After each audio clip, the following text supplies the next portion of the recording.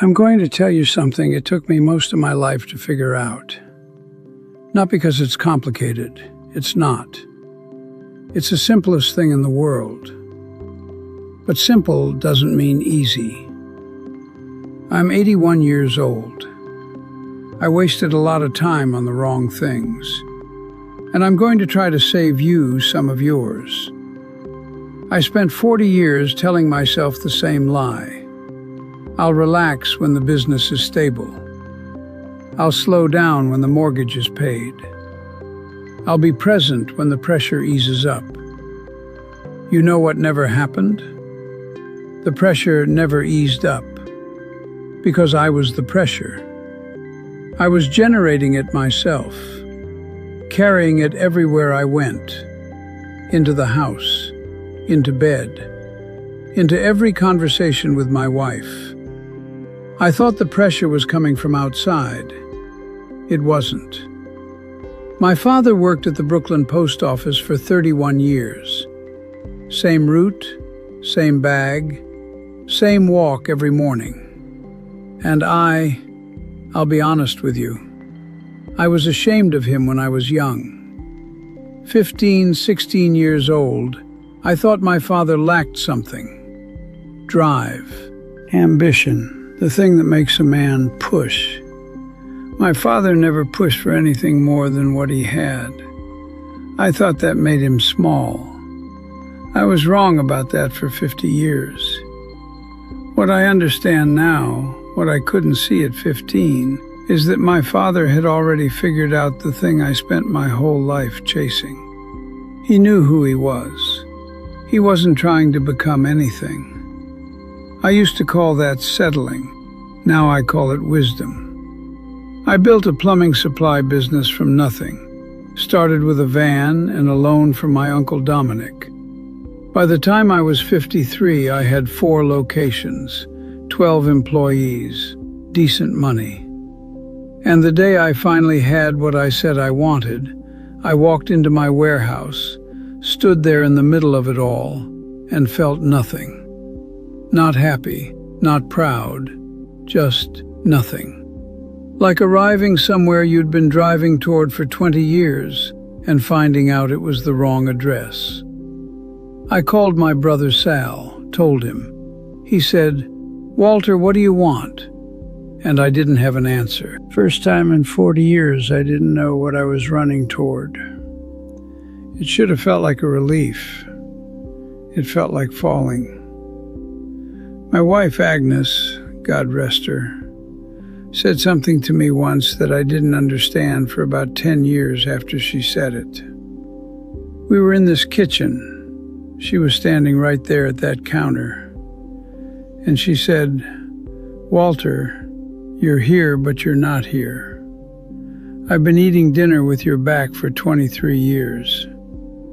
I thought that was unfair. I was working for the family, wasn't I? I was building something. I didn't understand that she wanted the one thing I never figured out how to give her, my actual attention. Not my money, not my plans, me. Took me a long time to understand the difference between providing for someone and being present with someone.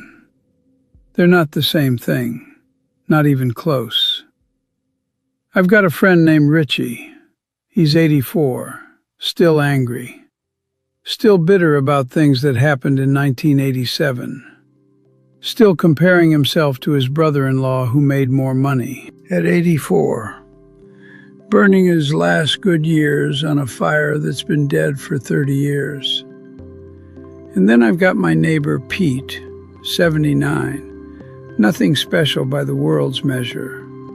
But this man wakes up happy. I asked him once what his secret was. He looked at me like I was crazy. He said, "Walter, I stopped needing things to be different." That's it. That's the whole answer right there. Here's what I finally understood at about 73. All that chasing, the business, the money, the reputation, I wasn't after any of those things. Not really. I was after a feeling. The feeling of being okay, of being enough, of mattering. And I thought if I built enough, accumulated enough, achieved enough, I'd finally feel it. But you can't build your way to that feeling. You can't earn it. It was never for sale.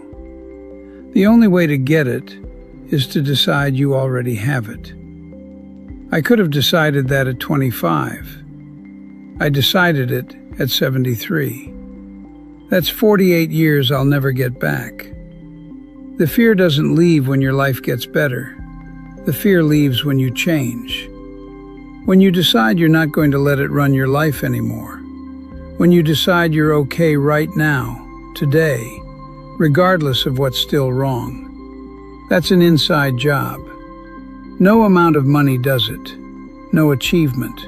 No other person. It's something you have to do yourself. Everything I thought I wanted, the title, the money, the house, the respect, I didn't actually want those things. I wanted to feel safe. I wanted to feel like I mattered. I wanted to feel like I was enough. And I was looking for those feelings in all the wrong places.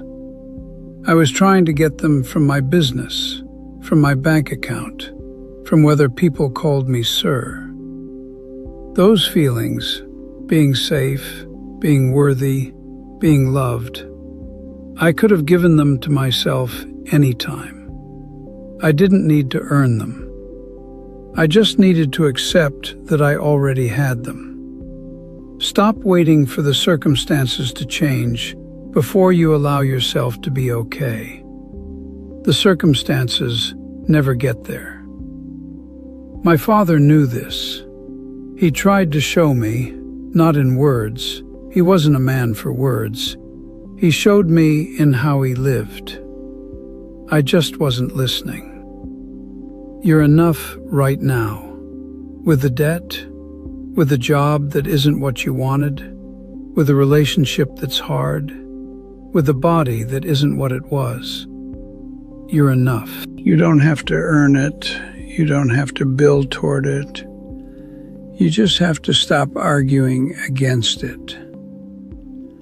I'm 81 years old. I've made a lot of mistakes. I've chased a lot of wrong things. I've wasted a lot of time. But the one thing I know for sure is this. Everything you're looking for is already inside you. You just have to stop running long enough to find it. I'm still working on it, honestly. 81 years old, and I'm still practicing. But at least I know now what I'm working toward.